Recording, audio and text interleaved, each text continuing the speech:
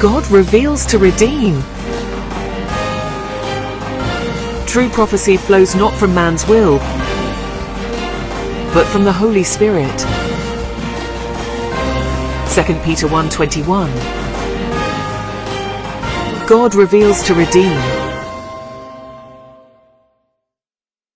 On Sunday, the 29th of June, 2025, during the Sunday live service at the City of Jesus International Ministry, the man of God, Christopher Orji, delivered a solemn prophetic message concerning the nation of Iran. In the course of the service, he called on believers to lift up earnest prayers for the people of Iran, declaring that God's mercy remains available to every nation that humbles itself and seeks peace. He further issued a prophetic caution, urging the nation of Iran to refrain from any form of military aggression against Israel or the United States. According to the message delivered, any path of violence or escalation would bring severe consequences, described symbolically as the sword of vengeance. The emphasis of the prophetic instruction was clear. Choose peace over conflict. Choose restraint over retaliation. Choose prayer over provocation. Listen to his words. Pray for the nation Iran, for God to enter their leaders to make the right decision, which is not to attack Israel.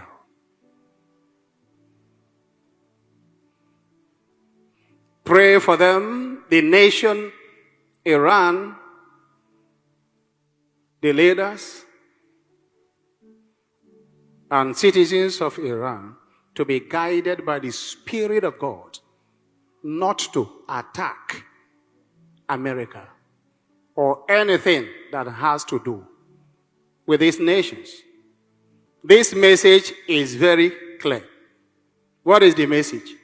Pray for the nation Iran not to attack Israel or America, because if they do, this will bring total doom or destruction to the nation Iran. To the carnally minded, this prophetic message is very hard to obey. But the way of obedience is the way of life. Peace, reconciliation, unity, progress, and salvation. Make this prophetic message viral. Let it go round to everybody. This is life.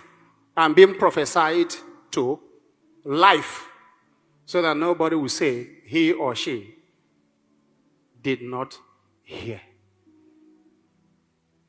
In confirmation, in a major development, on the 28th of February, 2026, global news broke reporting the death of Ayatollah Ali Khamenei, which occurred during a joint military strike involving the United States and Israel.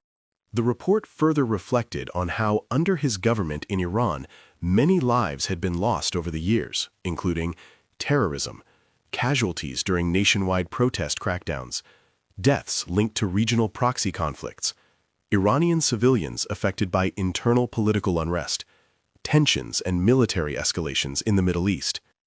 Listen to the news. Yes, Sandra, we just got this in literally 2 minutes ago, but Fox News can confirm that Iran's supreme leader, the Ayatollah Khamenei, is dead following Israeli strikes against his compound and location earlier today. A senior Israeli official confirming this news. Earlier tonight, Israel's Prime Minister Benjamin Netanyahu describing the strikes not only against the supreme leader, but against much of the Iranian leadership. We know the breakdown in strikes focused on leadership for the Israelis and military targets initially for the Americans, and has since expanded as this campaign is expected to continue in the days and possibly even weeks ahead. As we're looking at the current situation across the region, we're also gathering new information on what the Israelis have been doing against Iran. We are told from a military official that the largest Israeli Air Force sortie against any country in the world was conducted this morning with 200 Israeli fighter jets targeting 500 different locations, dropping hundreds of munitions on a variety of different targets inside of Iran. The Israelis, while they were going after leadership, were also looking to neutralize the incoming ballistic missile fire that has targeted their country throughout the day. Sirens sounded across Israel throughout the afternoon, sending millions of people into bomb shelters. But again, the takeaway here, the Israelis have killed Iran's supreme leader. That is being confirmed to Fox News by a senior Israeli official. John, Sandra? Okay, so Trey, you're obviously breaking that news for us just now. We'll be looking for reaction, obviously, on the ground in Iran and all over the Middle East region. Absolutely. This is a major blow to the Iranian regime. Iran's supreme leader, the Ayatollah Khamenei, was not a figurehead. He was the man in charge of decisions as it relates to Iran's nuclear program, their expanding ballistic missile program, the hardline positions that made it impossible for the Americans to reach a diplomatic solution with the Iranians. And that led to a variety of conversations behind the scenes. And I can also report, having just gotten off of a background call with a U.S. official, that there were attempts made by the Trump administration, really olive branches given to the Iranians at the negotiating table, asking them to find a solution on the nuclear issue. These other issues, their ballistic missile program, their support of regional proxies, and even the crackdown on protesters, the Trump administration initially was willing to ignore those issues in order to get an agreement together on the nuclear program, and they simply were not willing to come to the table with reasonable demands. And despite the efforts by top negotiators that were sent to Oman and to Switzerland, whether it be Special Envoy Steve Witkoff or President Trump's son-in-law Jared Kushner, who we know have been working across the region around the clock over the past year, not just on this issue, but also to get a ceasefire in Gaza and implement the new Board of Peace to create stability in the region. The understanding was that the Iranian regime and the supreme leader himself, these were the last hurdles for the region between stability and instability. And this decision was made overnight by President Trump and Israeli Prime Minister Benjamin Netanyahu to launch these extensive strikes across Iran in order to neutralize that threat. President Trump overnight, when he made those remarks, said there could be American casualties. This is going to be a difficult fight because no war is easy, despite the fact that by tomorrow the Israelis believe they will have air superiority over the skies of Iran. But we have seen the Iranian response today, not just here in Israel, with the ballistic missile fire targeting major population centers, including Jerusalem, Tel Aviv, and Haifa, but also Gulf countries, Bahrain, the UAE, and Qatar. A regional diplomat telling Fox News this evening that 8 people were injured in Qatar during one of the attacks. One of them is in critical condition. And so there are serious consequences to this counterattack by Iran. But again, tonight, the news that is breaking across the region, Iran's supreme leader, the Ayatollah Khamenei, according to a senior Israeli official, has been killed. So, Trey, if that report from the senior Israeli official is correct, the big question is what comes next. The Ayatollah was 86 years old. I imagine that in the theocracy of Iran, they have got clerics lined up to take that position in the same way that they have planes lined up over Ben Gurion on the landing approach. So what does that mean for the future there in terms of the theocracy if that were to continue? Israel is looking east right now to the threat from Iran, but they're also looking north and south. Iran's largest proxies are Hezbollah, the Lebanese militant group in southern Lebanon, and the Houthis in Yemen. Hezbollah, according to an intelligence official I spoke to recently, still has thousands of rockets and missiles, and around half of them are within range of Israeli cities. And this is a serious threat still posed to Israel, despite the fact that the Israelis have degraded and destroyed much of the Hezbollah arsenal. It still poses a threat to Israel. You might remember, as we reported throughout the past 2.5 years, the Israelis decapitated the head of Hezbollah, Hassan Nasrallah, with a strike in the Dakhya neighborhood of southern Beirut. They went after the missile launching positions we saw on the ground there in southern Lebanon as the Israelis meticulously moved field by field and cave by cave to go after these positions that had been dug into the sides of mountains. But despite those efforts, this is an organization that had decades of support from the Iranian regime, and they were able to smuggle in missiles and rocket components that now make up what is left of that arsenal. And while it is a smaller arsenal than before, it is a threat. And Hezbollah in the past, just the past several days, has said that if Iran's supreme leader was targeted, they would get directly involved in this war. And so that is where Israel is focused right now. As it relates to the situation on the ground in Iran, we do have to step back amid all of this military action and these serious decisions that were made by President Trump and Israeli Prime Minister Benjamin Netanyahu. There is still an understanding about how the structure of the Iranian regime operates. Iran's supreme leader reportedly had already prepared successors. Iran's IRGC had already prepared successors for the top commanders of their military, understanding that if a war erupted, these would be the individuals targeted in such a conflict. And so this isn't over. This is actually just beginning.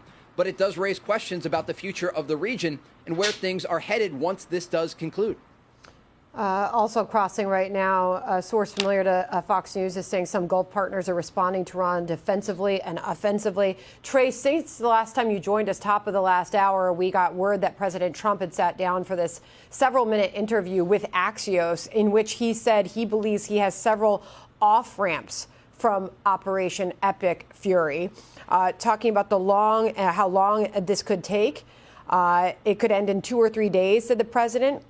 He could tell the Iranians, see you again in a few years if you start rebuilding your nuclear and missile programs. This was about a 5-minute interview that the president conducted, but suggesting there could still be a diplomatic solution or opportunity, Trey. Absolutely. This is the Peace Through Strength initiative that the president ran on when he was running for his second term. And when you look at the region, there are players in the region, including the Iranians, that often only understand strength. And that is a fact in the Middle East. And it's the reason that the Israelis have approached the conflicts that they are involved in the way that they have. As it relates to Iran and the possibility of a diplomatic off-ramp, if this does continue for a number of days and the regime is weakened, we have already heard in interviews that took place today from other outlets with Iran's foreign minister, who indicated at least a small interest in a diplomatic path, understanding that at the end of this, the Iranian regime had one major factor, one lever to pull, and that was their ballistic missile program. Now, while they still will fire ballistic missiles, likely in the days ahead, when they have no nuclear weapon, they have a limited supply of missile launchers, and their regional proxies have been decimated over the past 2.5 years, it raises a very significant question. What does Iran have left to fight with if this is an extended campaign that lasts for several days or several weeks? They certainly do pose a threat. They have anti-ship missiles. They have ballistic missiles. But their ability that they had, and really we should look at October of 2023, the ability that they had before the war began with Hamas launching the brutal massacre into southern Israel on the morning of October 7th. When you think back 2.5 years ago, this is a totally different Iranian regime. It is a weakened regime. It is a regime that cracked down on protesters, slaughtering, according to President Trump, 32,000 of their own civilians. That's behavior from a regime that is cornered, understanding that they have very limited options of how to respond. And so the days ahead will be quite interesting to see how the Israelis and the Americans move forward with strikes against Iran. But certainly in these situations, we have often seen temporary ceasefires when conflict erupts in order to get some sort of deal together. And just one concluding point here that I want to note. Back during the 12-day war in June of 2025, as we reported here on the ground amid heavy incoming ballistic missile fire, that war was unfolding with casualties here in Israel, more than 24 people killed. The Israelis launching a series of strikes across Iran, trying to take out those air defense systems. But it was when President Trump ordered Operation Midnight Hammer that the Iranians suddenly responded just once against a base in Qatar, the Al Udeid base, and then in a way backed off. And it was President Trump, one man, who was able to decide the outcome of what comes next. And I remember a moment here on the ground. Israeli fighter jets were in the skies on their way to continue with a bombing campaign against Iran. And President Trump got on the phone and called off the strikes. So when the president feels that there's an opportunity for a deal, there are options and off-ramps to be taken. All right. Trey, confirming right here per senior Israeli officials that the supreme leader is gone. President Trump has just put this out on his Truth Social page, confirming that Iran's supreme leader is now dead. I'm going to take you out to that post. This is what he put on his own Truth Social a few moments ago. I'm going to read it out for you in full as well, saying this: Khamenei, one of the most evil people in history, is dead. This is not only justice for the people of Iran, but for all great Americans and those people from many countries throughout the world that have been killed or mutilated by Khamenei and his gang of bloodthirsty thugs. He was unable to avoid our intelligence and highly sophisticated tracking systems and working closely with Israel. There was not a thing he or the other leaders that had been killed along with him could do. This is the single greatest chance for the Iranian people to take back their country. We are hearing that many of their IRGC, military, and other security and police forces no longer want to fight and are looking for immunity from us. As I said last night, quote, now they have immunity, later they only get death, end quote. Hopefully the IRGC and police will peacefully merge with the Iranian patriots and work together as a unit to bring back the country to the greatness it deserves. That process should be starting soon, and that not only the death of Khamenei, but the country has been in only one day very much destroyed and even obliterated. The heavy and pinpoint bombing, however, will continue uninterrupted throughout the week or as long as necessary to achieve our objective of peace throughout the Middle East and indeed the world. There you have it from President Trump, confirming there that Khamenei, the supreme leader there, who has been in power for so many years, is now dead. President Trump putting this out just a few moments ago on his Truth Social site. And so I do want to point out one other portion of this that is going to continue to watch how we are going to cover this process over the next few days.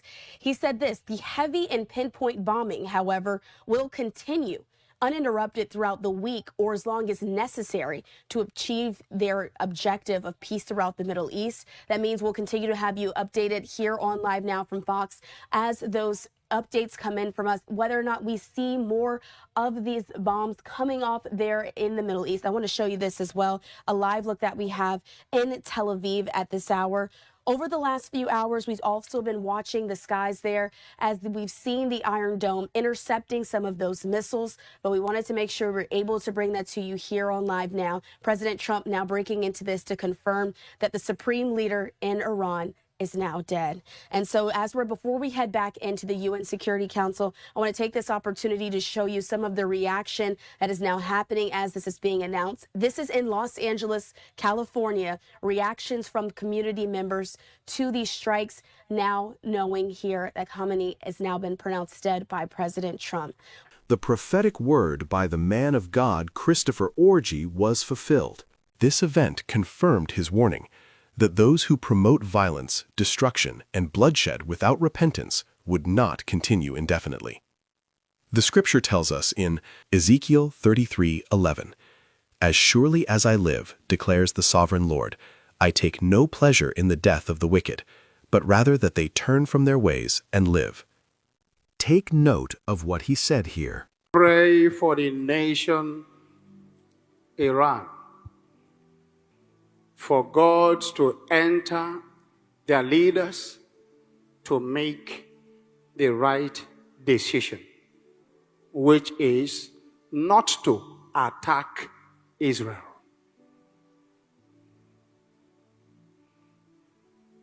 Pray for them, the nation Iran, the leaders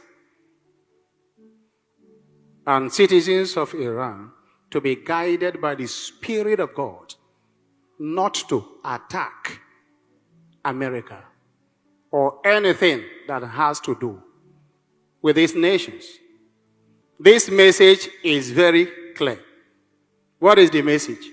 Pray for the nation Iran not to attack Israel or America, because if they do, this will bring total doom or destruction.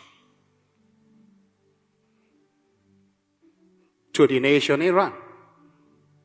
To the carnally minded, this prophetic message is very hard to obey. But the way of obedience is the way of life, peace, reconciliation, unity, progress, and salvation. Make this prophetic message viral. Let it go round to everybody. This is life. I'm being prophesied to life, so that nobody will say he or she did not hear. The message is not celebration of death. It is a warning. Violence has consequences. Bloodshed invites judgment. Power without righteousness collapses.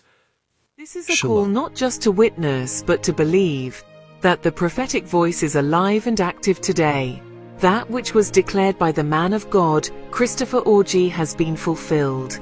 Believe in the Lord your God, and you shall be established. Believe his prophets, and you shall prosper. 2 Chronicles 20:20.